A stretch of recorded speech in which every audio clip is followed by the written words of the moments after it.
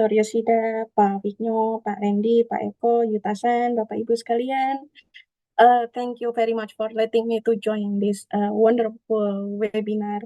My name is Farida Ayu Brillianti. You may address me Farida for short. I am from Directorate of Higher Education, Science and Technology, Bappenas.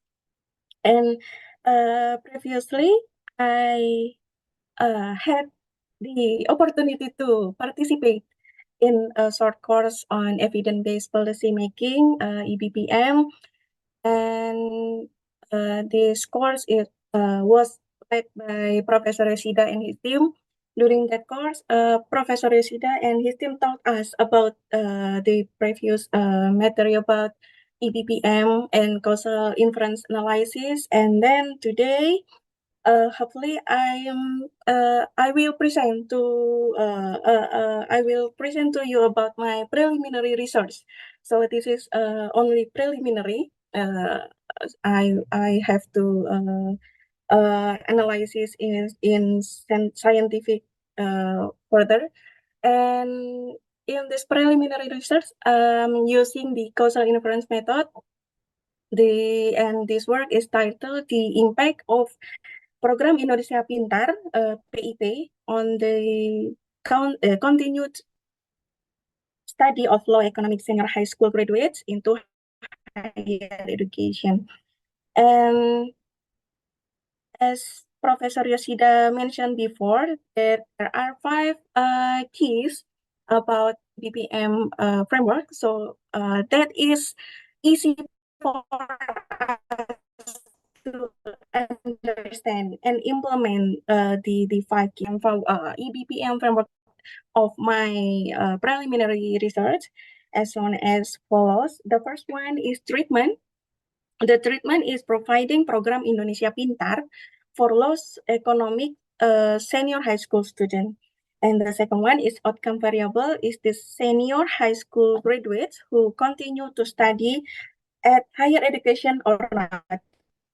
So this is the dummy variable, yes or not.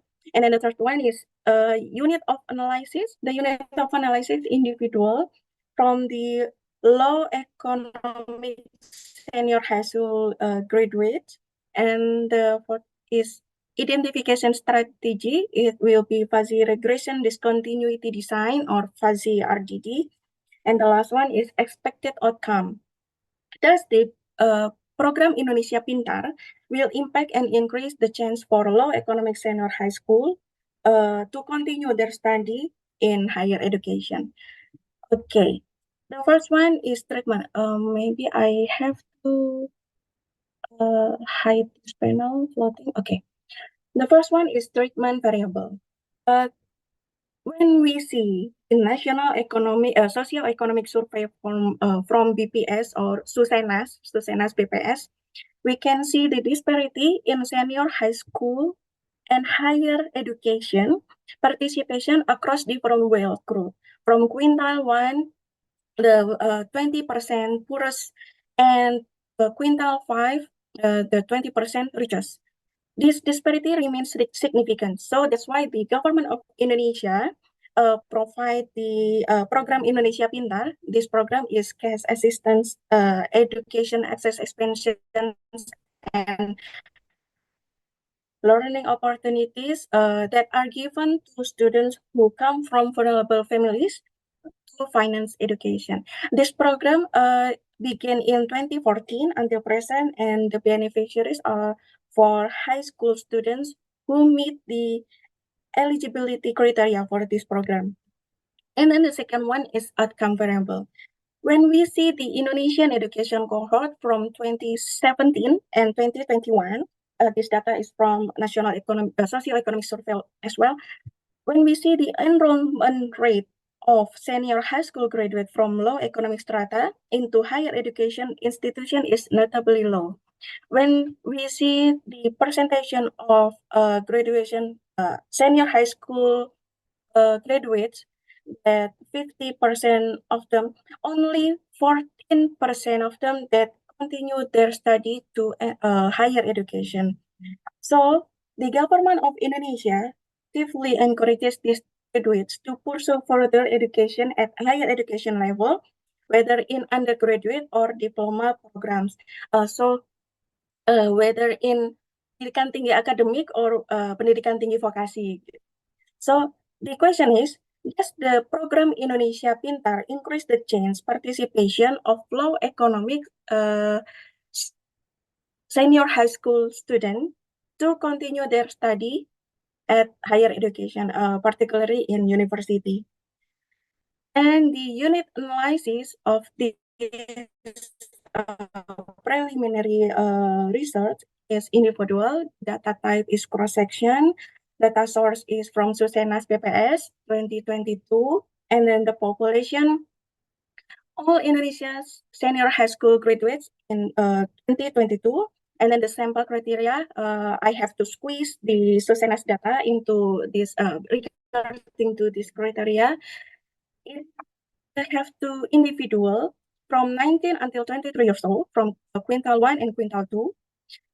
They have to finish their school, senior high school, whether program Indonesia Pintar or not, and then they have to continue their study, whether yes or not, and while they continue to higher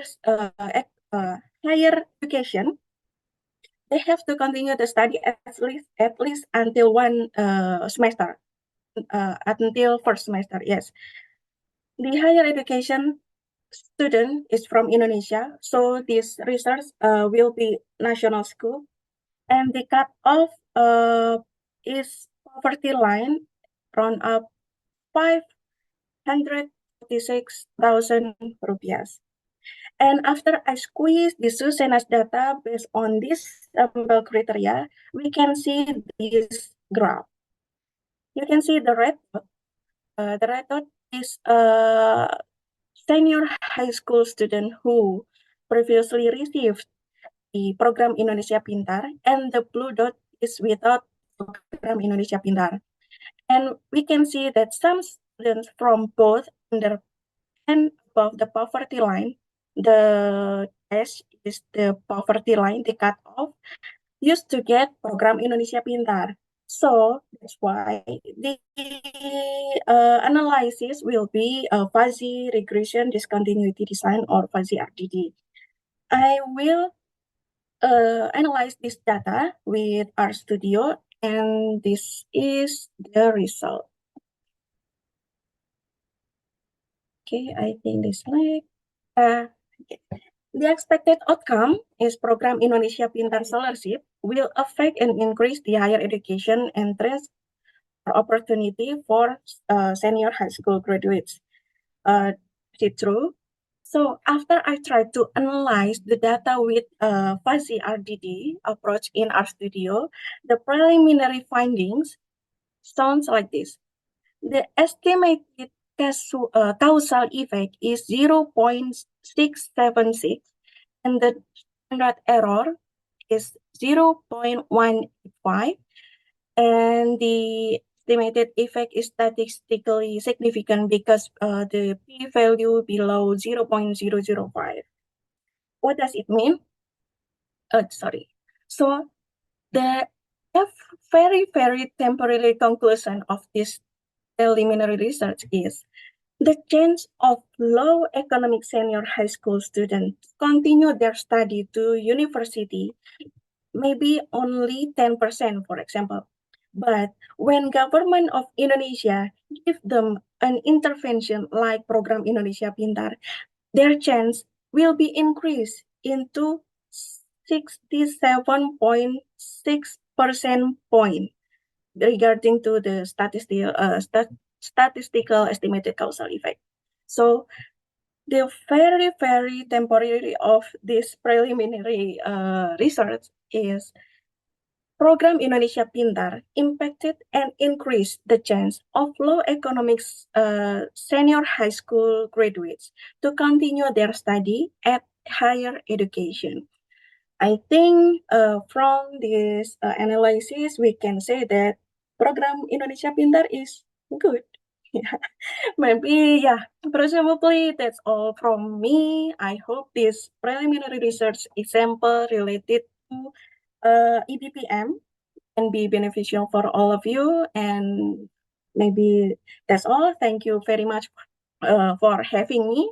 Wassalamualaikum warahmatullahi wabarakatuh. Waalaikumsalam warahmatullahi wabarakatuh. Thank you very much, Ibu Farida. I don't know if most of us understanding about the econometrics because sometimes it's not about the EBPM, it's about the econometrics that make us worried very much, Yoshida Sensei. So I believe this EBPM implementation in preliminary policy evaluation is very useful for us. But yes, we still need to understand econometric first. Thank you, Ibu Farida, for your sharing today. And I would like to invite my senior,